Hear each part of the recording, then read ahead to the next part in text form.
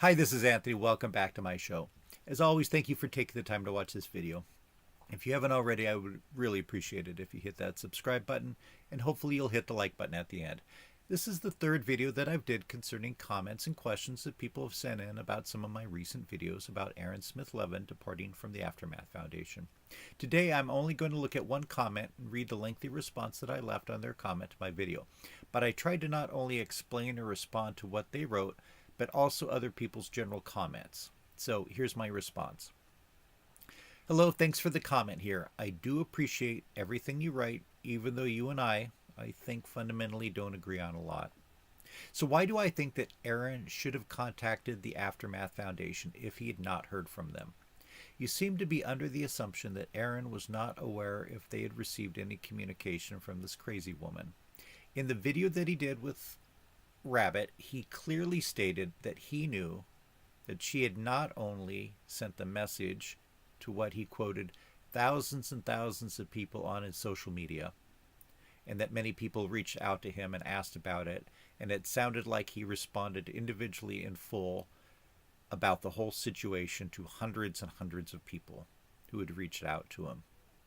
Did he have a reasonable expectation, or even literally know as a fact, that all the members of the Aftermath Foundation board had received communication from this woman? I think even Aaron would say yes. I think that he was in such a state of shock, confusion, and fear about this becoming public that he wasn't thinking clearly. To a degree, I can't fault him. I think if most people were in a very shocking situation like this, they might not make the best decisions. And here the decision is, at some point in those 2 weeks, contact the board and say, hey, I know you've gotten a message from this woman. Perhaps people from my social media have also contacted you. Here's my side of the story. But he did not. He didn't contact them. As people point out, he's an adult. And in my opinion, he's a smart adult. Smart adults can make mistakes. They can make bad decisions. But they then need to work on fixing the situation or whatever needs to be done. I think it's clear that Aaron did not reach out to them, which he should have. I don't know how much contact he has generally with members of the board, either as friends or on board business, or on non-board business that touches upon creating YouTubes together. But 2 weeks seems to be a long time for him not to have any contact initiated by himself with those board members. Should someone on the Aftermath Foundation have reached out to him, either as a friend and asked him if he's okay, or as a board member to get his side of the story? I definitely think so, and I think that they dropped the ball there. But I think that the onus is on Aaron. The impression that I get from Aaron is that, at least in the case of Mike Rinder, he was getting fed up with Aaron's antics, and I can understand his point of view as a board member. Now, I know a lot of people out there don't like Mike Rinder now and may not have liked him in the past. If Nobel Prizes were given out for being the biggest jerk in the world, there may have been consecutive years that Mike would have won that prize. I think jerk is probably the softest word that somebody could come up with in connection with his behavior as the public face of Scientology, as well as behind the scenes behavior while he was in the church as head of OSA. According to Wikipedia, Mike left Scientology in 2007, and it's been mentioned many times that the Aftermath Foundation was created in 2017. Has Mike been trying to do what he can to remedy some of the harm that he's caused while he was in Scientology? From a casual perspective, I think so, personally. There were not a lot of people until 3 weeks ago complaining about Mike, and I think what really broke the camel's back was Aaron's video that he did attacking the attorney whose name escapes me. And Aaron pointed out that the attorney contacted the board about Aaron's behavior and wanted the video in question taken down. And Aaron said that Mike responded with a reply to all, including Aaron, so he wasn't doing it behind Aaron's back, apologizing for the video. And then Aaron replied to all with the video clip of Mike evidently publicly criticizing that attorney in the past. Could those replies have been handled better? Perhaps. But was it ultimately the final straw? It seems so. But good, in my mind. It allowed for a break, a messy break, but one that at this point needed to happen. If everybody was clearly thinking, they could have done this behind the scenes in a way where everybody was happy. But they didn't do that, and it's too late. But if you're a big supporter of Aaron, it's now allowed him to move on. It's clear that he's still bitter about a lot of the stuff, but it's allowed him to get rid of the fear of exposure, and now he's moving towards a new phase in his personal life. He seems to be happy, and in fact, I stopped watching his latest upload just to respond to your message. I think that he will continue to have success that he's already had recently on his channel, and hopefully he'll create a well-functioning board for his new foundation that he intends to create. I know in general a lot of people don't see how the members of the Aftermath Foundation could have done this to Aaron because he was their friend.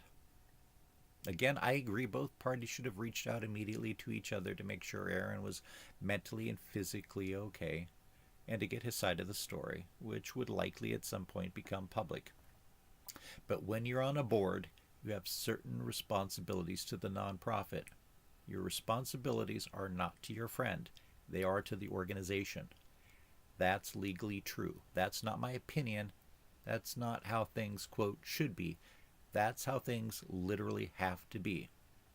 When it got to that point, that's where it seems that Luis Garcia departed from the board. Now, that doesn't mean that you can't be friendly to your friend on the board, but when you bend rules because a particular board member is your friend, then that starts to get close to crossing an ethical line or a legal line. If you heard that a member of Congress from the party that you don't support bent some rule to help out a personal friend who's also a member of Congress, you'd probably be up in arms. When you volunteer to join a nonprofit, whether you're one of the co-founders or you join after it's been founded, there are bylaws that must be followed and other policies that may have been adopted. And there are federal and state fiduciary and other regulations that need to be followed. And some of those are clear-cut things like this filing must be made by this date each year, and other ones that are less concrete, such as conducting yourself in the best interests of the board. Okay, again, thank you very much for your comments and providing me the opportunity to reply. I look forward to hearing from you. So that was the response that I posted with a couple minor corrections for some errors that had creeped into the first draft. I know that a lot of people are still bitterly divided in the aftermath of Aaron's departure based on how they view the chain of events and the circumstances. This is not just one event. This was not just getting kicked out of a bar on Mardi Gras. This was a whole chain of behaviors spread over a number of years, which became riskier and riskier. Sure, in some of these cases, Aaron was the victim to a degree. The man should not have punched Aaron in the bar. The woman should not have gone crazy and tried to kill Aaron in their room. But Aaron has already publicly stated what contributing factors were associated with those and other incidences. In both those cases, there was a lot of drinking involved. In one of them, psychedelic mushrooms had been consumed. And I've made other videos recounting what Aaron has admitted. I don't need to go over those here. But while Aaron claims to be a victim, he put himself in those potentially risky situations. Mark Headley didn't take him to the bar and get him drunk and encourage him to loudly talk about a woman in a sexual manner that resulted in her boyfriend getting up and punching him. Mike Rinder did not hook him up with the woman who turned out to have a mental illness in Los Angeles. And I do believe Aaron when he says that he now finally has learned his lesson. But from the perspective of the remaining board members, Aaron is a potential liability, and in their mind he demonstrated that with his comments about the lawyer and his other online beefs that he has with some people in the X or non-Scientology community, whether those people are jerks or not, those beefs keep on festering. Again, I know that there's still many passionate people out there, and I'd love to hear your comments on what I've said here. Just to reiterate, I really do like Aaron as a person.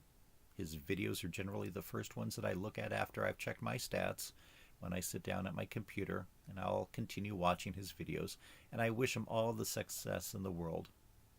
I continue to respect the work and the videos of the other people remaining on the Aftermath Foundation and other people who may no longer be collaborating with Aaron in videos on YouTube, but still have relevant information to give on their channels.